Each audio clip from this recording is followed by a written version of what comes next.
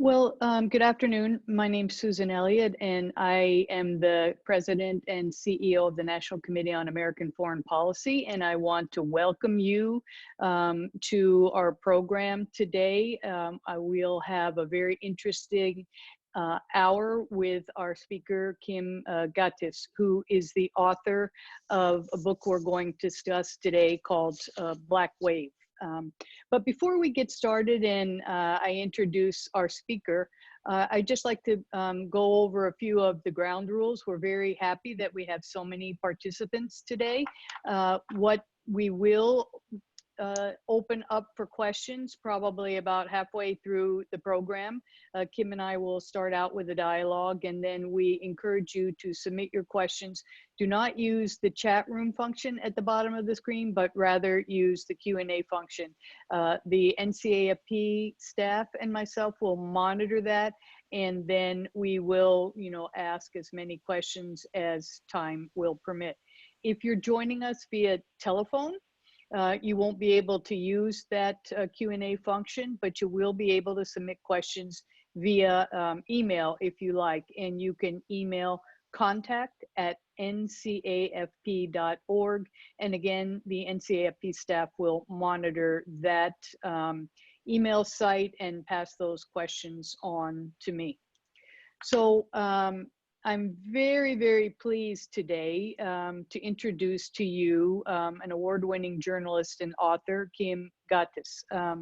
She spent, in her own self-description, more than 2 decades wandering the globe as a journalist, but focusing a lot on the Middle East because she's originally from Lebanon. But she not only has been a print journalist, but also worked for the BBC as the State Department correspondent.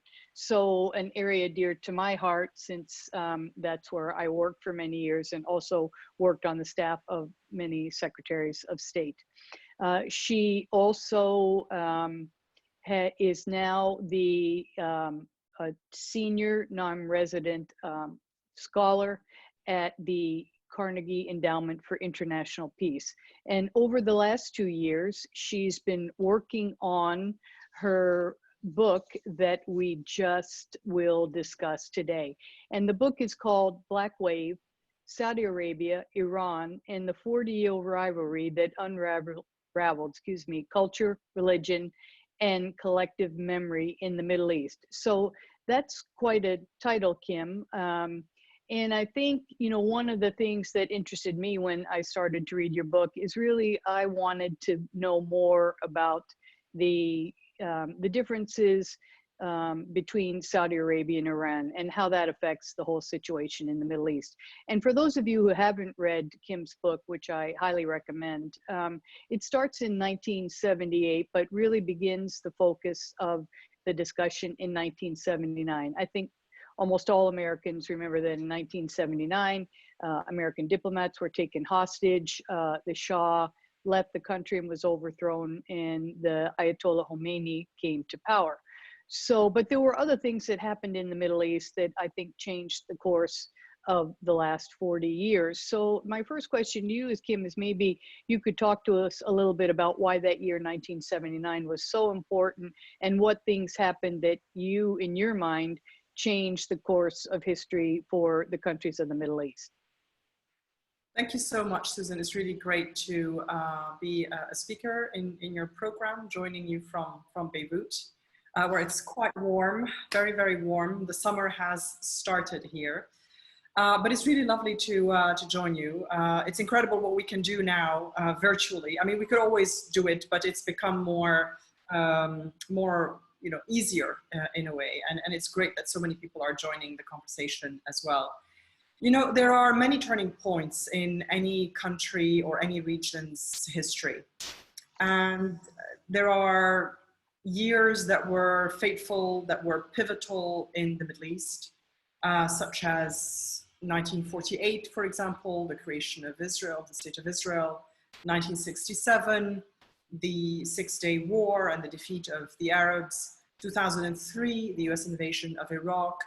Every single one of those years had a huge impact. But what I found about 1979 was that it was not only a political or geopolitical impact, but also a cultural and social impact. And that's why it is so important to focus on the changes that this year unleashed. Now, the specific events that happened in that year are many. I focus on three of them. The departure of the Shah of Iran and the fall of the dynasty ruling Iran, and thereafter the return of Ayatollah Ruhollah Khomeini, who rose as the leader of the Iranian opposition and turned it into an Islamic opposition and then an Islamic republic. Although the Iranian revolution was not at the onset an Islamic revolution. It was very leftist, Marxist, modernist.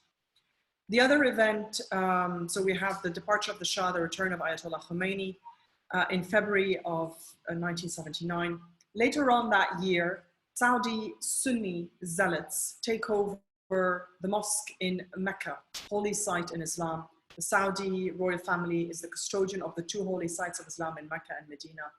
The zealots lay siege to the mosque in Mecca for 2 weeks, and their demands are for an even more conservative rule over a kingdom that is already very conservative and austere. But the zealots feel that the Saudi royals are bringing in too much Western influence. They have this alliance with the United States. They have all these infidels coming into the country to build it up, to extract the oil and so on. And the zealots are upset with that. They represent a minority, but they represent a certain trend also of thought in the kingdom, which is very conservative. The third major event that year is the Soviet invasion of Afghanistan, which launches the first jihad in modern times. And this jihad is backed by the United States and funded by the United States and by Saudi Arabia. And Pakistan becomes a key ally of the United States and Saudi Arabia in that battle and becomes a staging post for the Mujahideen. There are many other events that year. It really is a vintage year of news around the world. You have the peace treaty between Israel and Egypt.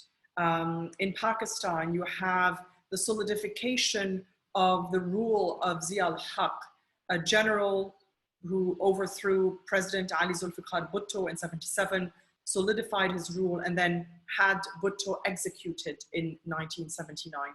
And what Zia al-Haq did in 1979 as well is to Islamize the laws that ruled Pakistan. All of these events are not necessarily connected at the onset, but they become irrevocably intertwined.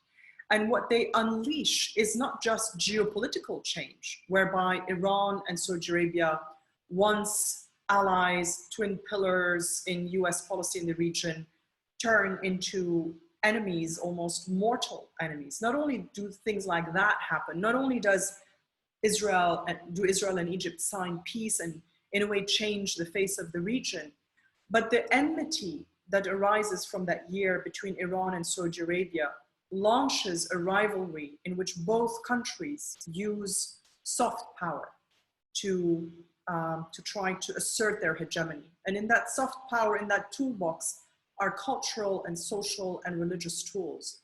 And that's why 1979 unleashes these changes that ripple across the region, that change our understanding of culture, change our norms, changes people's understanding of religion.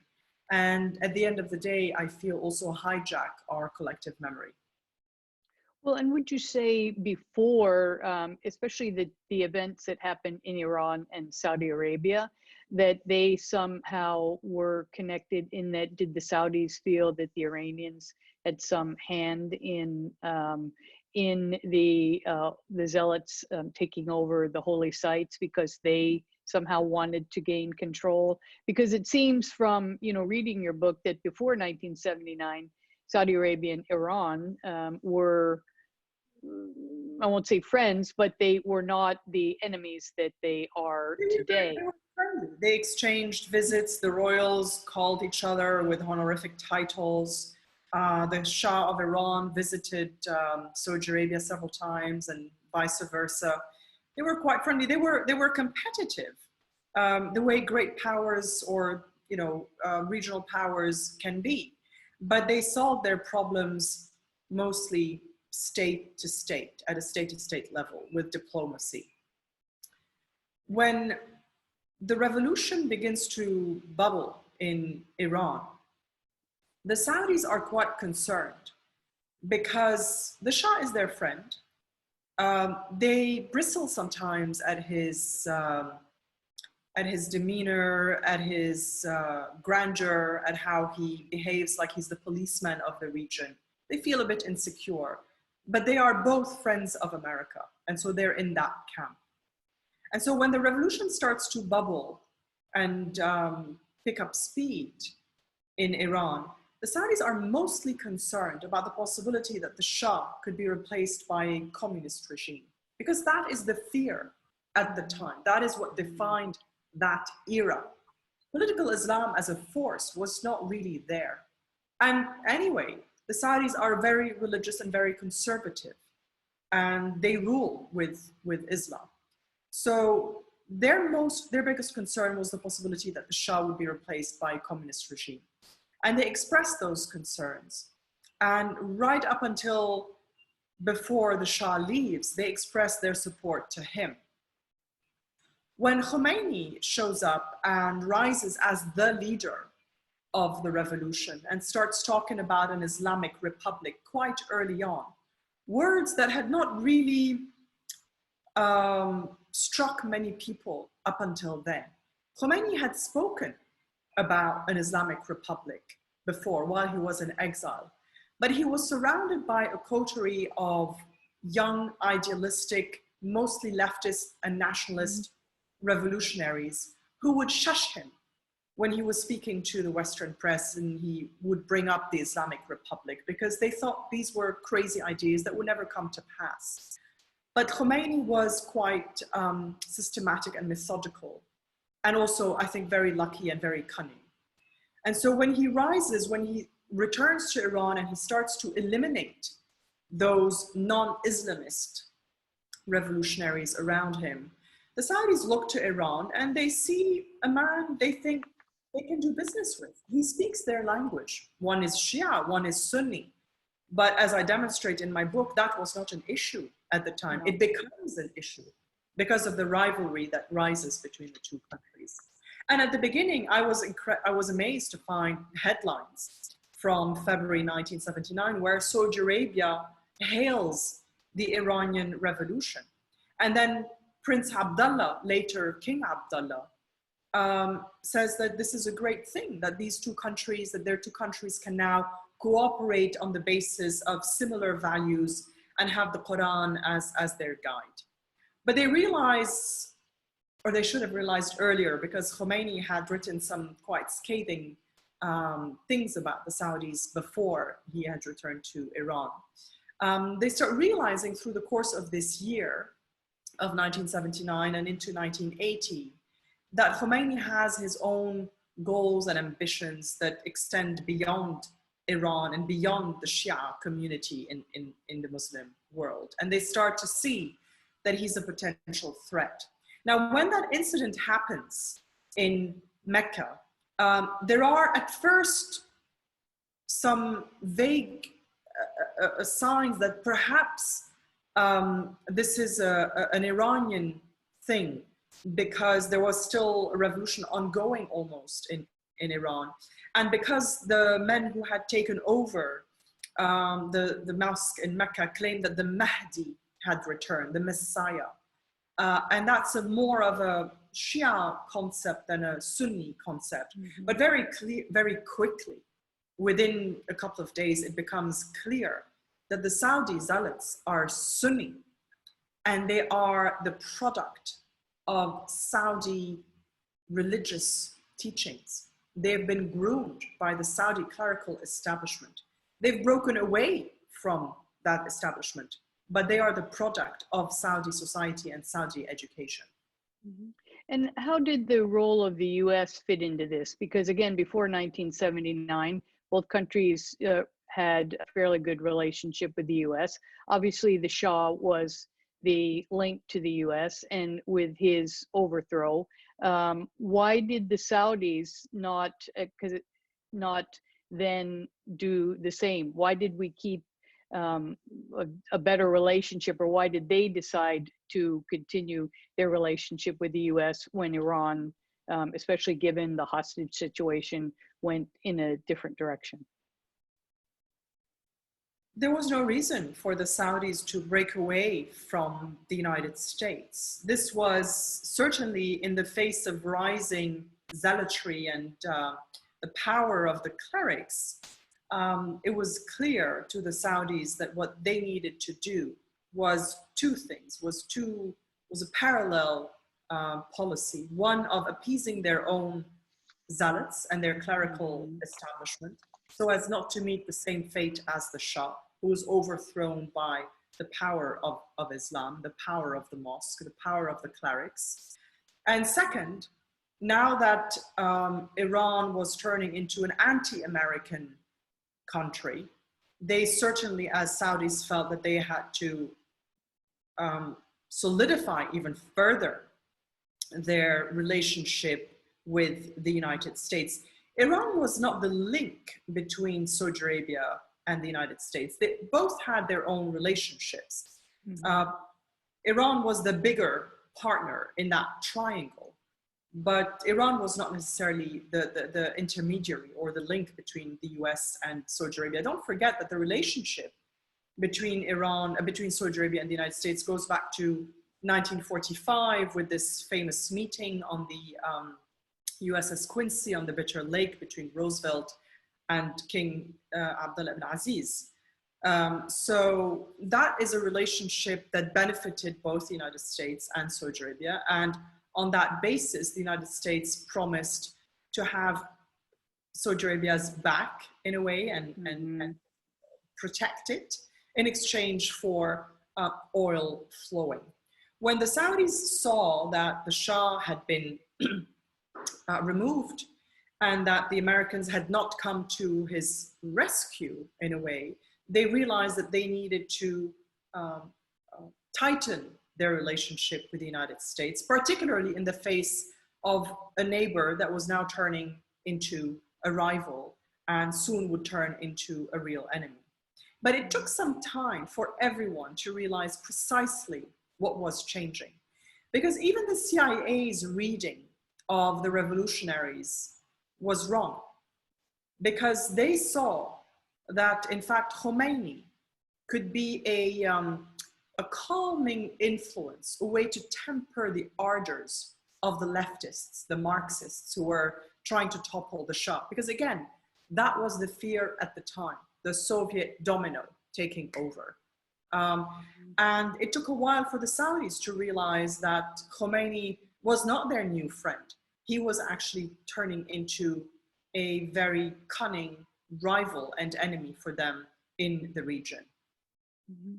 Well, you know, one of the things that made your book a very fascinating read for me was because you didn't tell it from the point of view of political leaders, but you told it from, and I'd be interested in hearing how you did the interviews, how you got the information from, I won't call them characters in the book because they're real life people, but I guess for me, especially reading about what happened in Syria and the Syrian activists, Yassin and Samira, who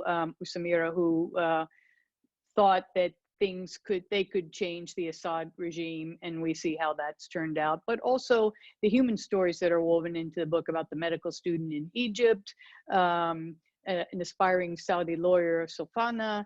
They all give a different, perspective that to me made what is a very complex and perhaps from the American perspective, difficult region and hard to understand. So how did you choose the people? Were these friends or people you knew? How did you come up with this way of writing the book? So I really wanted to write a book that would be accessible to a wide audience, because I'll tell you a little secret. I don't often read dry geopolitical books myself. Me either. So that's between us and your audience. I skim them, but I find it hard to read dry geopolitical books. I read a lot of fiction. And I wanted to write something that was not fiction, but that was not pure geopolitical. And so this is what we call narrative history. And many, many of my colleagues, writers, authors, and journalists have done that. You tell the story of a country or of a region or of an event through the tale of the people at the heart of it. Think of The Looming Tower by Lawrence Wright, and the nitty-gritty of the characters who are at the heart of the action. Not just Osama bin Laden, but people like Ali Soufan and members of the FBI. But I wanted to go even further. I wanted to give a voice to the real people of this region, who are so often forgotten, whose stories are not told or not heard, whose voices are silenced, who are disappeared almost in the headlines that are so focused on the tyrants and the terrorists. And I think that's a shame, because this is a very vibrant region to this day, with incredible people, as I demonstrate in the book. And these people are not a minority. I really do believe that they represent a large majority of people who have a lot to say, who've done a lot to fight back against the forces of fundamentalism, of darkness, whether they're the rulers or whether they're the militants. How I gathered these characters is really a combination of my own years of reporting on the region and sheer luck. It was really incredible, Susan, and I haven't really told that story yet of how it just kind of happened. It's as though these characters were waiting for me to come to them, because I wanted to write a book that was character driven. But before I started the research, or before I started traveling to the places where I wanted to do the research, I had almost given up, because I thought that is the kind of work that will take years just to find that one character in each country. It's and could be dangerous for you as well. I feel fine traveling around these countries, but it felt like looking for a needle in a haystack. And then just one thing led to another, and one conversation alerted me to this character who could be interesting. And then I looked him up, and then I looked up some more articles, and then I traveled to Egypt for a first research trip to see what I could find in terms of the two characters that I wanted there. And the two people I interviewed were the characters. They were perfect. They were instantly, I thought, wow, this is it. These are the characters. And the same in Pakistan. I did a lot of reading. I looked around, I asked around. I'd been to Pakistan before. I'd heard of some of these stories, these changes. I'd heard of this Pakistani anchor that I profile in the book, and her name had stayed with me. And so I just kept thinking, I think she might be the right one. I think she might be the character. And lo and behold, I spent a few very frustrating days in Islamabad first, trying to find more characters, more options, more ideas. I don't find any. I go to Lahore. I have some interesting conversations that help pad the story, but I don't find the character. And then I go to Karachi and I meet the Pakistani television anchor, and I spend 5 hours with her, and I think, well, actually, this is her. This is the character. And then for Syria, it was really incredible, because I'd known Yassin al-Hajj Saleh for years already. I'd covered Syria in the 2000s when I was still based in Lebanon, and I'd met him there and I'd interviewed him. Although actually, you know what, my memory, it may be fooling me here. I'd met a lot of dissidents. I'm not sure whether I had met him personally. I'd spoken to him, and I'm sure I'd spoken to him on the phone, but I knew of him, and I may have met him once, but I'm not 100% sure. So let me not make any mistakes there. But I'd spoken to him, I'd read his articles, and we'd been in touch. And I thought, you know, I really must speak to Yassin for the Syria chapter. And we were doing a lot of research with my research assistants, looking for people who were from specific villages where such and such event had happened. And I thought, maybe this will work, maybe that will work, maybe I should go to Turkey, speak to some refugees. Nothing was really gelling. I couldn't find the Syria character. And I kept delaying the moment where I was going to speak to Yassin, because I thought, you know, he is just going to give me the background to the history and the details that I need to pad my understanding. And then I spoke to him, and I didn't know that he was from the city of Raqqa, which becomes the headquarters of ISIS. I had no idea. I knew him as the leading light of the Syrian revolution, the leading Syrian intellectual, the author who had written about all of this, but I didn't know that specific detail about him. And then he gave me a gem of a sentence to explain how, in essence, his fight for democracy in Syria had been subsumed by the Saudi-Iran rivalry. And I'm going to leave it as a cliffhanger there, and your audience will have to go to the chapter to find out what it is that he told me that suddenly made me realize that he was really at the epicenter of the whole story. Yeah, and for me, not that all the characters weren't great, but I think that story really made a big impact on me. And some of it is because I was working for the US military during the time when they were fighting ISIS, and I just remember hearing over and over again about Raqqa, taking Raqqa, ISIS had taken over. But to hear the perspective from someone who actually was from there and what happened to not only his homeland, but his home, I mean, it was extremely moving. Well, we do have a lot of questions, but the one thing I would like to just have you talk about before we go to our questions is the last chapter in your book about Jamal Khashoggi. And that also was a very moving chapter for me. But in addition to that, the sort of a strand that is gone throughout the book is, you know, the kinds of things that journalists face in the Middle East and, you know, all over the world. But I think especially what happened to him was egregious. And maybe you could talk a little about him and his relationship with Saudi Arabia. Were you personal friends with him, and you know, how that affected journalism in not only the Middle East, but around the world? Yeah. So Jamal was a towering figure in Saudi journalism and regional journalism. I had never met him in person until 2017, but we'd corresponded a lot and we kept missing each other. Every time I went to Saudi Arabia, he wasn't there, and I just had never met him, but we'd corresponded over the years. I knew his work, he knew mine. And then again, like fate intervened. I thought, you know, I must speak to Jamal about this book. He may have ideas for characters. He may have a lot of information about what transpired through those years, the 70s, the 80s in Saudi Arabia. I know that he'd been to Afghanistan. We knew his story. Part of it is already told in The Looming Tower of Lawrence Wright. And so one day I messaged him to say, because I was planning to travel to Saudi Arabia to do research on the book, but I was still in Washington at the time. And I messaged him to say, hi, Jamal, you know, how are you? I'd love to talk to you about this book. And he said, well, actually, you know, I just arrived in the US in self-imposed exile. So that was the summer of 2017. So we met for lunch and we started talking.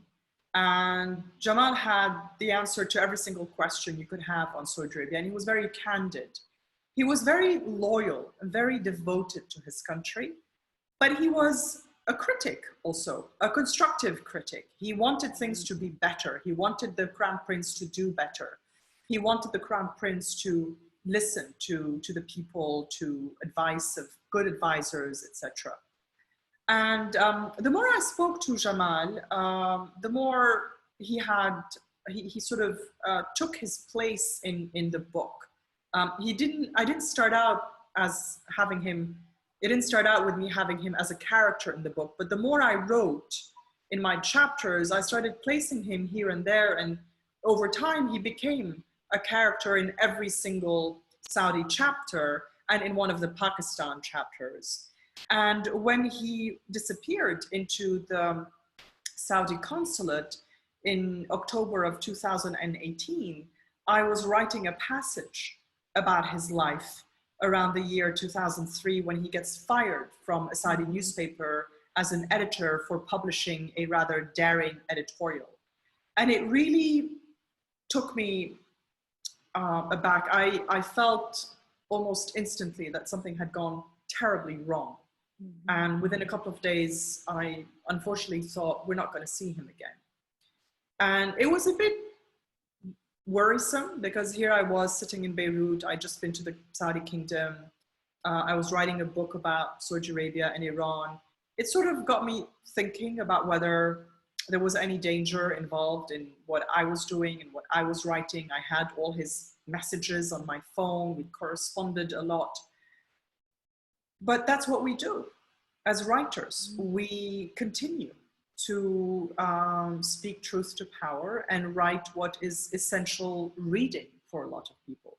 And I know that Jamal would have wanted this book to be written and be read. And so I tell his story. It's woven in throughout the book because the book is a narrative across time, but you travel through time and space. So the first chapter is in Lebanon, then it's Iran, then it's Saudi Arabia, then you move into the 80s and you travel to Pakistan and back to Lebanon. And eventually you end up back in Saudi Arabia with the killing of Jamal Khashoggi. I think his killing really sent a chill across the region in the world of journalism, because it made everyone realize that, Saudi Arabia had a long arm and that it could grab people anywhere. It hasn't done anything to non-Saudis so far, but who knows? But it has clearly shown also that it gets the cooperation of people outside its borders to conduct some of that stuff, like the forced abduction of the husband of a Saudi activist from Jordan, apparently in broad daylight. So that really sends a chill down people's spine. But journalism is a tough job everywhere these days, from the Philippines to Venezuela, and to some extent, even in the United States. And it's such a shame, because I think that the mission of journalism has become a misunderstood one. It is not about being partisan.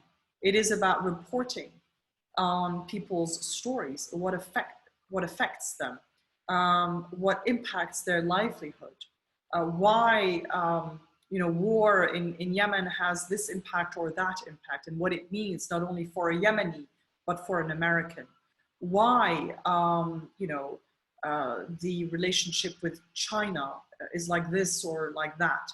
And, reporters in the United States across the country report on things that affect people.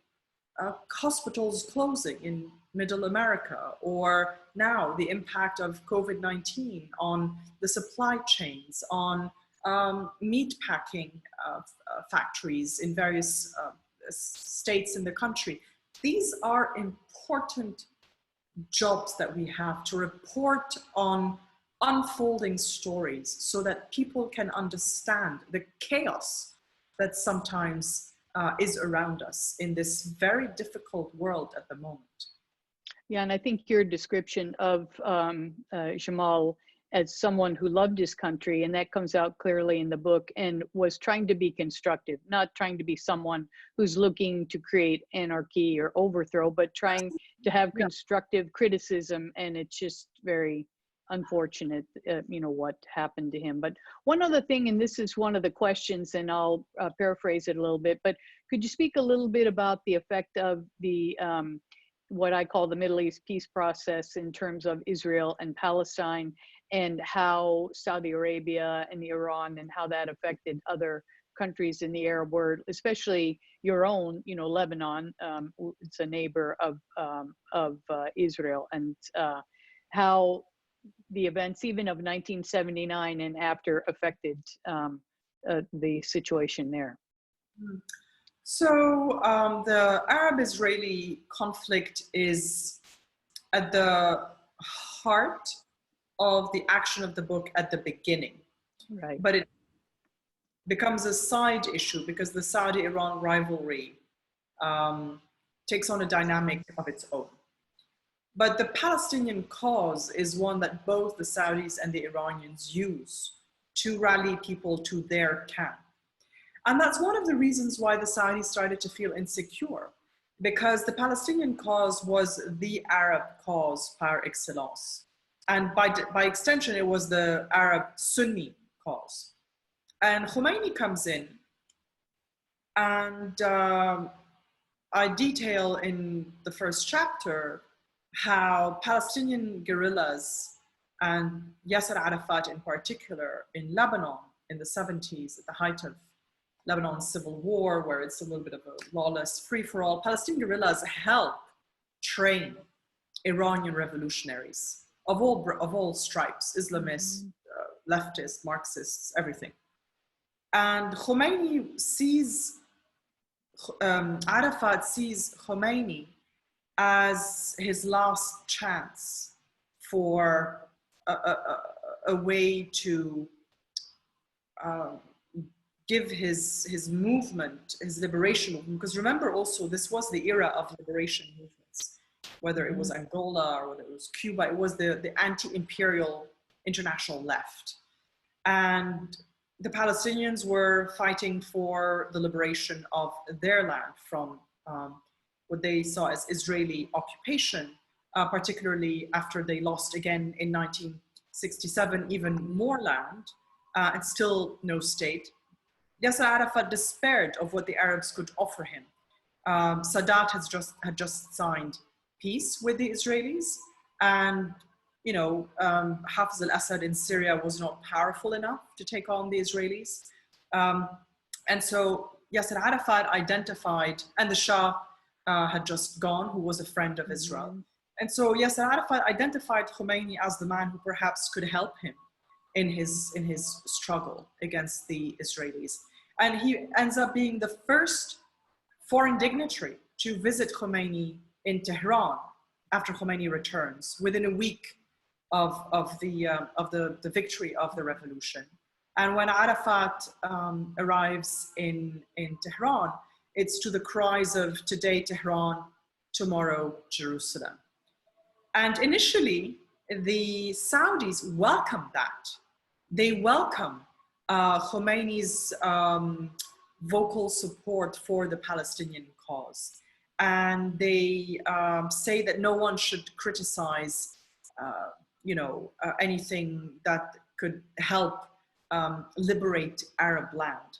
But of course, both countries and most of the Arab world only pays lip service, really, to the Palestinian cause. And that's very sad for the Palestinian people who are either living under occupation or in an embargoed, blockaded Gaza, or as refugees around the world. Now, after 1979, Iran created the Quds Force, a paramilitary arm of the Revolutionary Guards that was supposed to liberate Jerusalem. And it's named after Jerusalem in Arabic, Al-Quds. Except that people like Qasem Soleimani thought that the road from Tehran to Jerusalem had to go through Beirut and Baghdad and Damascus and Aleppo, with much blood and destruction along the way, which again goes to show that it's just lip service. It's a way to rally the masses, to rally people around them. But today, it's not something that really excites anyone anymore. And the Palestinians are left on their own with a smaller and smaller territory upon which they can live, because everybody's moved on. The Saudis and the Iranians still pay some lip service, but not really very much. And the Saudis are mostly concerned about Iran's expansionist role in the region. And to keep Iran at bay or contained, they prefer to be in Trump's good graces and to keep silent about Israel's, not only to keep silent, but probably to secretly cheer Israel's efforts to attack Iranian assets in Syria. Yeah. Well, I think we'll go because we have several questions. So the first question that comes from one of our members, so his name's Herbert Cohen, and he's a retired senior foreign service officer, and he wanted you to comment on, what the difference between Persian and Arabic as opposed to Shia and Sunni, and are the differences between Saudi Arabia and Iran more an Arabic-Persian conflict or a Sunni-Shia conflict? Well, I guess that by now it's a combination of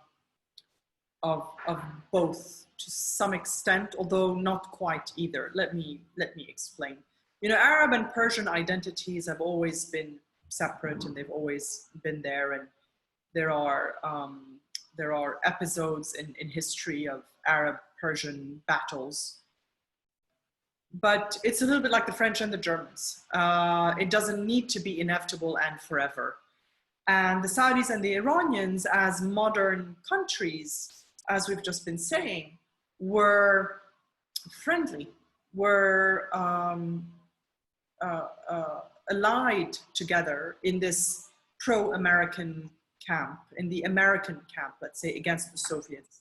And they cooperated on intelligence issues. They were part of a secret intelligence club called Safari Club, which did some of the dirty work that the CIA couldn't do anymore after, I believe, the Watergate scandal. And so the Saudis and the Iranians cooperated perfectly fine, even though one was Persian and one was Arab, and even though one was Sunni and one was Shia. Those were not relevant. Those were not relevant. Those were not part of the day-to-day language in which conflict was described, because there was not a conflict of that sort. Mm-hmm. But after 1979, first of all, you have the 1980 Iran-Iraq war that begins, right?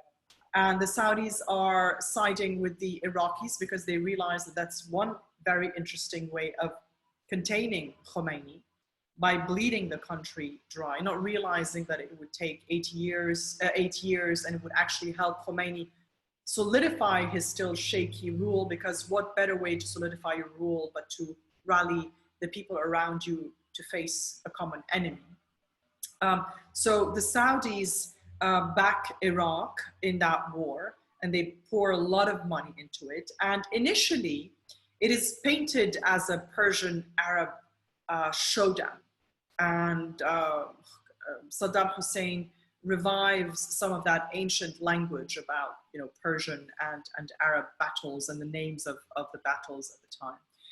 But you had a lot of Iraqi Shias who were fighting under the Iraqi flag against a dominantly Shia country, Iran.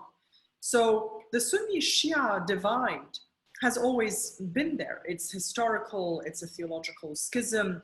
There have always been some communal disputes. There have been battles in the past, but Sunni-Shia violence did not define the modern Middle East. Over time, as the Iraq-Iran war dragged on, that language started to appear.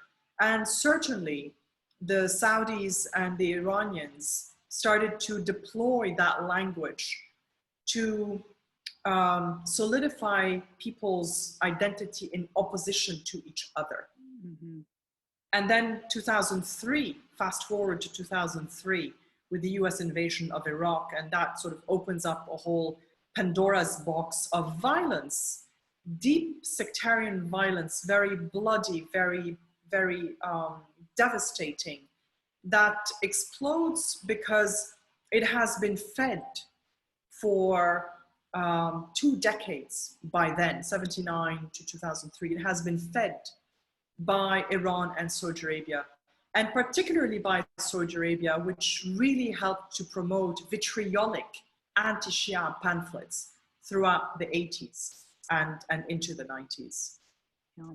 But we have another, saying that, today the region is somewhat beset by this sectarian violence, but it has been, it has been beset over the last decade or so, but that violence has been receding. And the younger generation is very much able to look beyond it. If you look at the protests in Lebanon and in Iraq over the last 6 months, you realize that the young generation is very aware that these sectarian identities should not define them, that they don't define them, that this is just, you know, like being Catholic and Protestant. And in fact, I say often over the course of history, Sunnis and Shias have killed each other as much or possibly less than Catholics and Protestants. It's just that these are the headlines of today. Yeah. Well, we have another question and from one of our members, and Ralph, if I pronounce your last name wrong, please excuse me. His name is Ralph Bujens, and he would like your assessment of the Saudi royal family, and especially with the Crown Prince, and whether or not you think that they are at odds with the Islam, you know, the religious clerics. I would say that he needs to read your book, because some of these answers about the Crown Prince and his reformist ideas maybe aren't totally out of line with what the religious clerics think. But this is the question. You know, what's your thought about the royal family? You know, Mohammed bin Salman has been cracking down on dissent. Mm-hmm. No criticism allowed. And so it means that very radical clerics have ended up in jail, but also very liberal, progressive clerics have ended up in jail. And I think it's important to note that for all the music and cinemas and entertainment that the Crown Prince has introduced to the kingdom, I have yet to see real fundamental efforts to tackle the very austere puritanical teachings that define Saudi Arabia's understanding of Islam, which is often known as Wahhabism. And the Crown Prince can say all he wants that Wahhabism is not a thing. Call it Salafi Hanbalism, call it whatever you want. Saudi Arabia has its own tenets when it comes to the type of Islamic practices and proselytize, and it's a very exclusionary one. And it is one that, considers that everyone else is not a Muslim to some extent, including Shias, that they are not real Muslims. And that kind of exclusionary thinking does not promote tolerance, neither in the kingdom nor elsewhere. And so it needs to be addressed very seriously. And I haven't seen that happen yet. It's not enough to bring DJs from America and wrestlers from the United States and to open cinemas, to promote tolerance and pluralism and diversity. Well, and I think one of the things that's brought out in your book, which is a good example of this, is women given the right to drive, but yet the women activists who fought for those rights have been jailed and not allowed to enjoy the benefit of that. Yeah.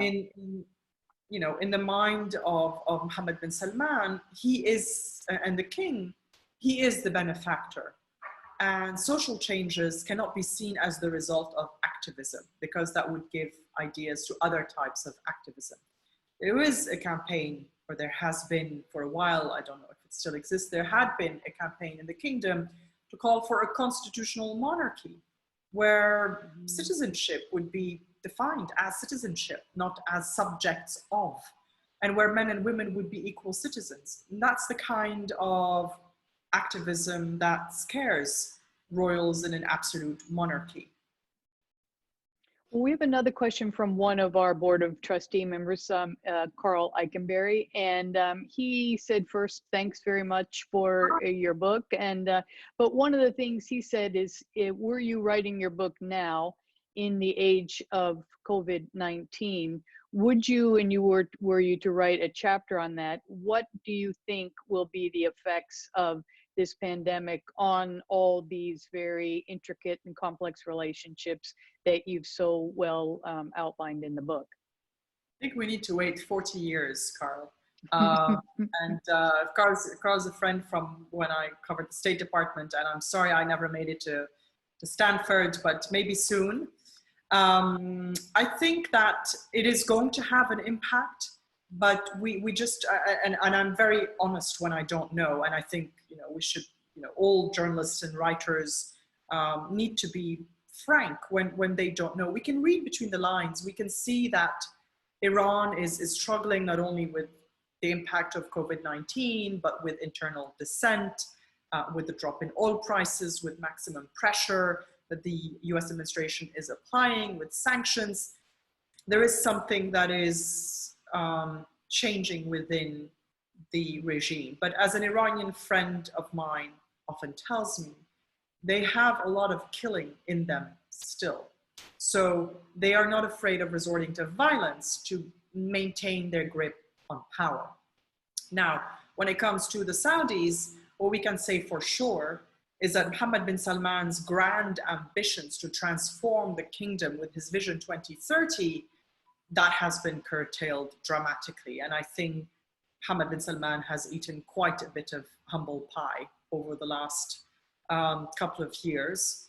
And his ambitions have to be revised because the money just isn't there.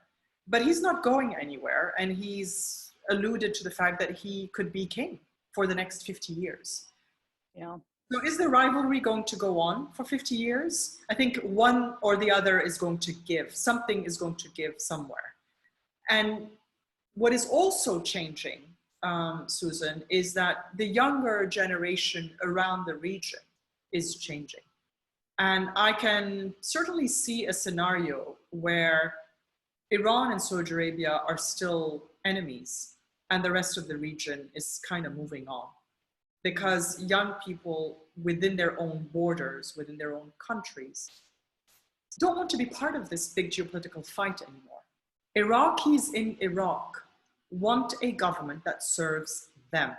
They want a government that is not corrupt. They want governance, they want jobs, they want employment.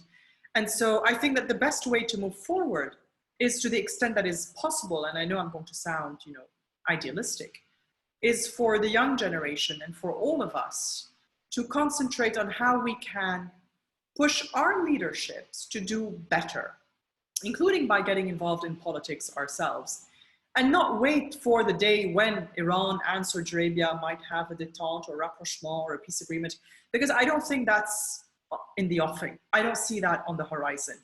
Iran and Saudi Arabia were able to have a rapprochement in the 90s for very specific reasons, which I detail in the book, but I don't see that happening now. I see a possible easing of the tension because everyone is struggling and there's only so much money to use to fight those battles. But I don't see much more than that for now.